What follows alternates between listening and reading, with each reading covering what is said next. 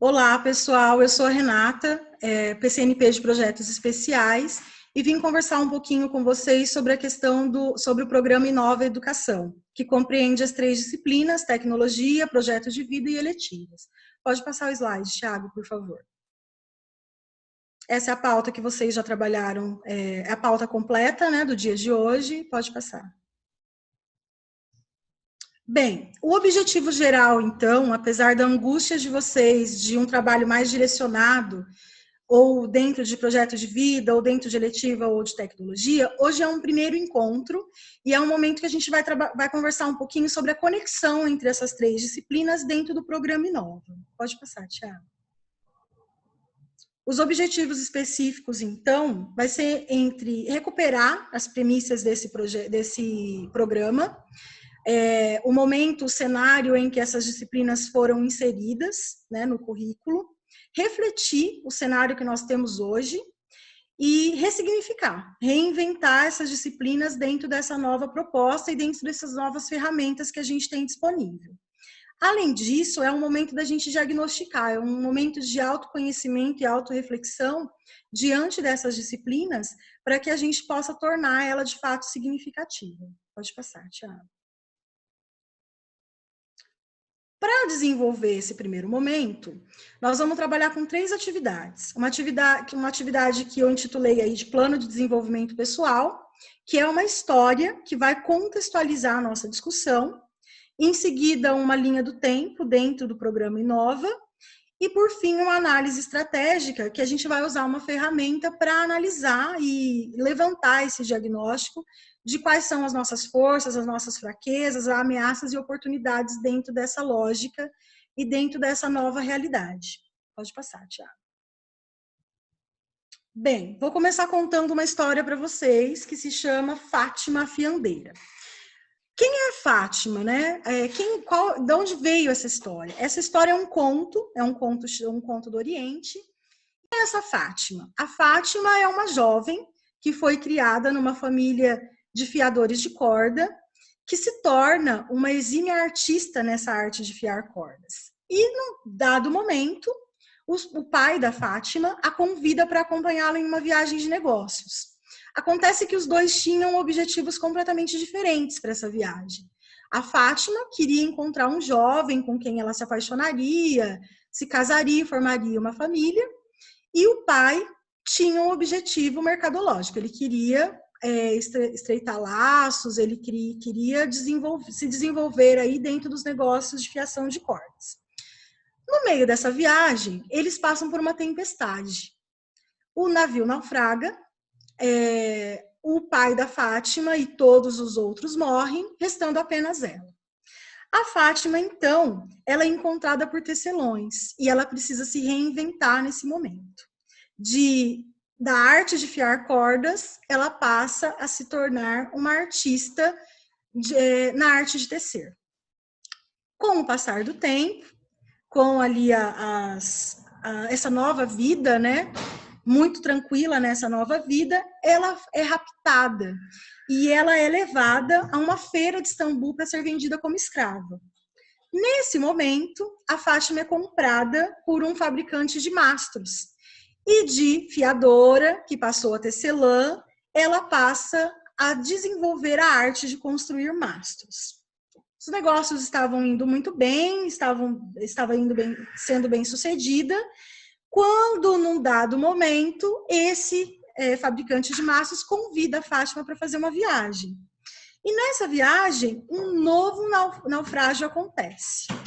Nesse momento, a Fátima vai parar nas areias de uma praia da China e, num dado momento, ela ouve a corneta dos arautos anunciando que o imperador queria que todos os estrangeiros se apresentassem para ele. No momento dessa apresentação, o imperador fez uma pergunta para Fátima. Você seria capaz de produzir uma tenda? A Fátima, que já tinha passado por tantas adversidades, não se opôs e disse que seria capaz, sim, de construir uma tenda. Nesse momento, ela precisou ressignificar, ela precisou recuperar todas as habilidades que ela desenvolveu nesse trajeto, Na arte de fiar, ela fez cordas fortes e resistentes. Na arte de tecer, ela produziu um tecido grosso o suficiente e forte para a construção da tenda. E recuperando a arte de construir mastros, ela construiu um magnífico mastro para sustentar essa tenda. Quando ela entregou a tenda para o imperador, muito encantado com o trabalho dela, perguntou o que ela queria em troca. E a Fátima simplesmente pediu sossego. Ela queria o jovem que ela tanto veio procurar para se apaixonar, um amor, e construir uma família.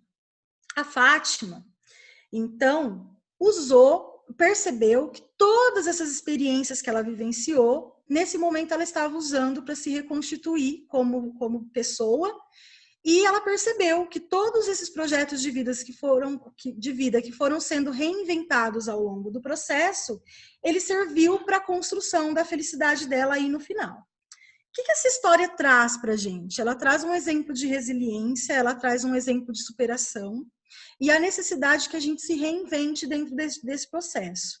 Não dá para continuar com o mesmo projeto de vida de antes, não dá para a gente continuar igual depois disso tudo. Então, na verdade, nessa capacidade, a gente reconhece que todas as adversidades serviram como lição. E essas lições é o que vai constituir o nosso processo daqui para frente. Pode passar, Thiago. Bom, trazendo essa realidade para a sala de aula, eu vou passar um vídeo bem curto para vocês, para a gente analisar essa evolução. Eu vou pedir até para vocês repensarem, quando o Inova foi instituído, a gente via muito exemplos daquela sala de aula estática, em que o professor era o detentor do saber, o professor estava o tempo todo ali coordenando, né?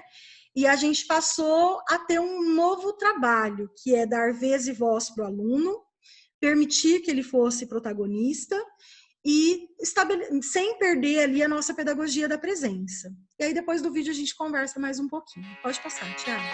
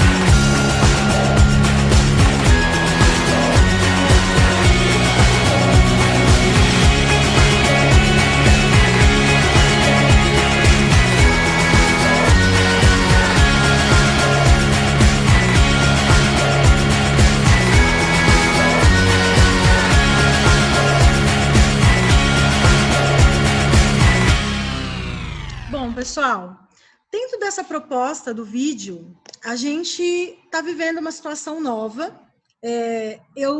Eu sempre fui muito aversa à tecnologia, sempre teve alguém me ajudando nas nossas OTs, e nesse dado momento a gente não pode ficar de fora. Na verdade, o nosso elo de comunicação está sendo por meio digital, então não tem como fugir muito disso.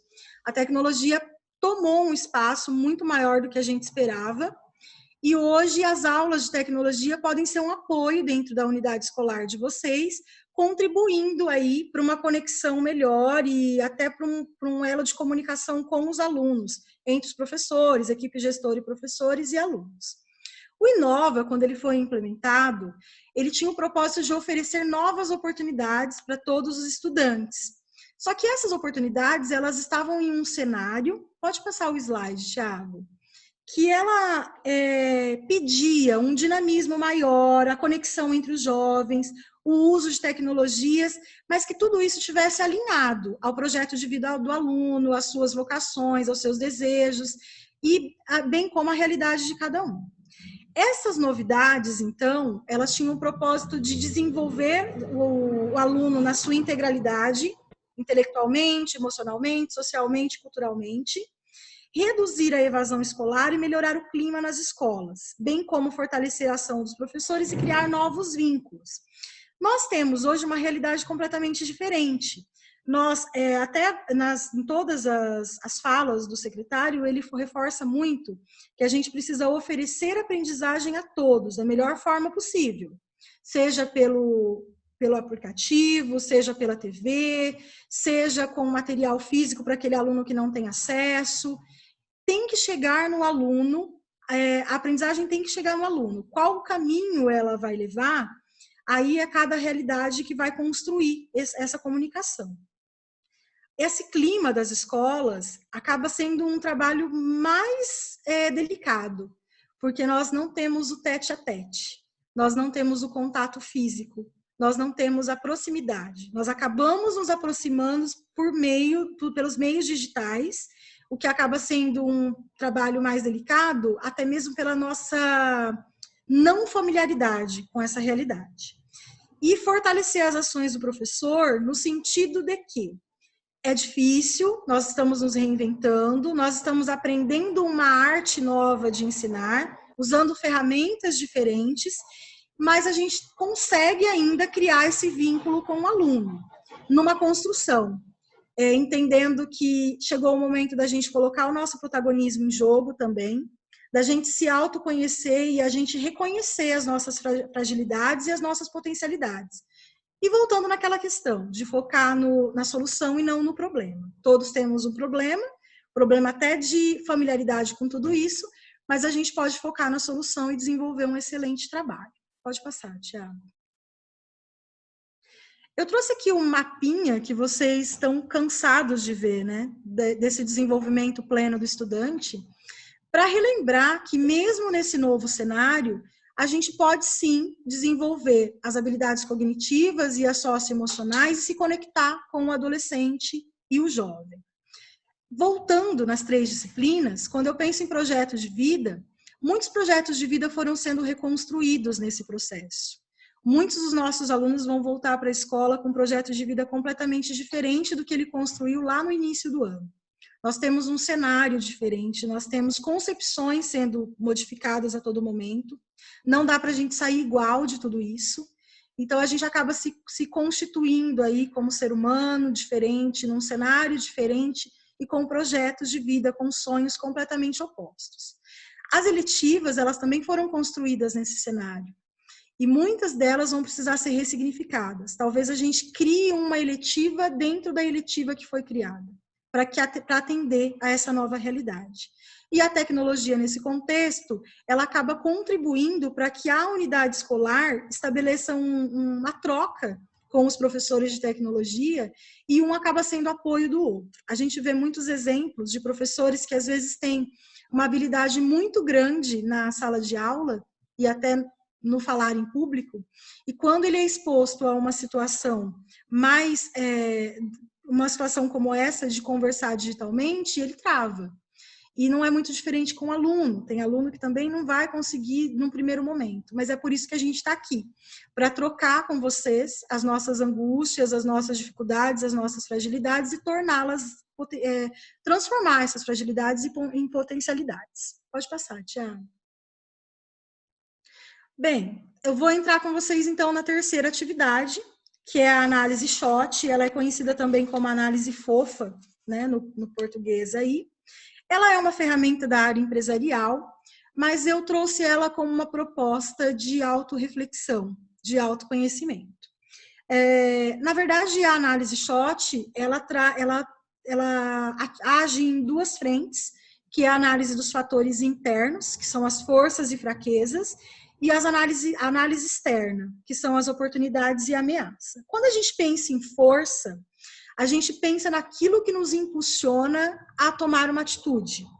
A gente pensa nas vantagens que nós temos enquanto indivíduo para enfrentar tanto as oportunidades como as ameaças que surgirem para nós. As fraquezas são os nossos pontos fracos que não podem se sobressair nesse momento. Como eu disse anteriormente, a gente vai pensar no problema, mas no problema ali, junto com uma solução. Nós vamos focar na solução desse problema e não ficar patinando pensando só no problema. Quando eu penso na questão externa, eu tô ligada à interna, porque se eu tô com as minhas forças bem estabelecidas, se eu tenho consciência das minhas fraquezas, eu consigo desenvolver um trabalho que eu aproveito melhor as oportunidades e que eu me distancio das ameaças. Então, os aspectos que podem comprometer esse meu trabalho precisa ser minimizado. Eu preciso minimizar essas ameaças e fazer se sobressair as oportunidades. Qual que é o processo que vocês vão fazer? Então, eu sugiro que vocês peguem uma folha de sulfite, dividam ela em 4, ou qualquer outra folha. Na verdade, é um papel apenas para que vocês consigam desenhar essa ferramenta. Na neurociência, a gente costuma dizer que esse desenho, ele facilita a gente colocar em compartimentos essas forças, fraquezas, oportunidades e ameaças e conseguir visualizar melhor e direcionar melhor o nosso trabalho. Qual vai ser o primeiro papel de vocês? Definir as forças. Para um pouquinho e pensa no que você é muito bom, no que você se sente seguro para fazer, no que é o seu impulso para agir. Na sequência, pensa um pouquinho nas suas fraquezas. É claro que no primeiro momento você vai pensar mais em fraqueza do que força, até mesmo porque nós estamos vulneráveis a isso. Mas é um momento de parar um pouquinho e olhar para você. O que está me impulsionando hoje e o que está me fazendo esmorecer nesse momento. Na sequência, você vai listar todas as oportunidades que esse momento está te proporcionando. E num quarto momento, quais são as ameaças dentro desse processo. Construiu esse desenho, é o momento de você fazer uma análise, relacionando as suas forças e fraquezas, as suas oportunidades e ameaças. A força, só para fechar, ela é mais uma oportunidade para a gente combater essas ameaças. Então, na verdade, a força é o que vai te ajudar a minimizar essas ameaças. E as fraquezas, elas potencializam essa ameaça. Então, se eu dou força para as minhas fraquezas, eu estou fazendo com que as ameaças se sobressaiam no meu projeto de vida, e no meu projeto de trabalho, e no meu desenvolvimento pessoal. Se eu coloco as minhas forças em evidência, eu tenho um motor que impulsiona as minhas oportunidades e faz o trabalho acontecer de fato e faz com que ele seja significativo. Pode passar, Thiago. Acho que terminou aqui. Bom, aqui está o link do que eu desenvolvi com vocês. Nesse primeiro link tem a história da Fátima Fiandeira. Tenho certeza que muitos de vocês contariam ela até com muito mais propriedade do que eu fiz. A linha do tempo, a gente tem aí o site do Inova, que nos permite revisitar e olhar essas disciplinas com essa proposta com mais detalhes. E eu coloquei um link aí de um blog que tem essa análise SWOT mais detalhada para quem tiver curiosidade ou quem tiver dúvidas na hora de fazer a autoanálise. A minha proposta de hoje era realmente fazer uma primeira conexão para que a gente reflita o nosso panorama hoje, né?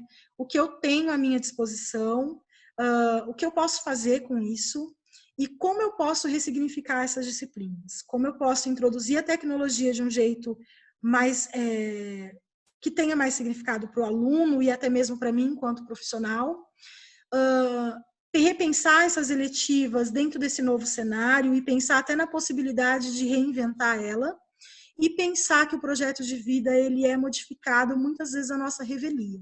E a gente precisa apenas adequar. A gente não precisa desistir dos nossos sonhos, a gente só precisa adequar, fazer um plano de ação diferente, que atenda a essa nova necessidade. Nós nos encontraremos em algumas outras oportunidades, falando mais especificamente dessas disciplinas. Espero ter tranquilizado um pouco nesse primeiro momento e eu espero uma devolutiva de vocês nesse sentido para a gente fazer um panorama desse diagnóstico e desenhar os próximos encontros. Obrigada.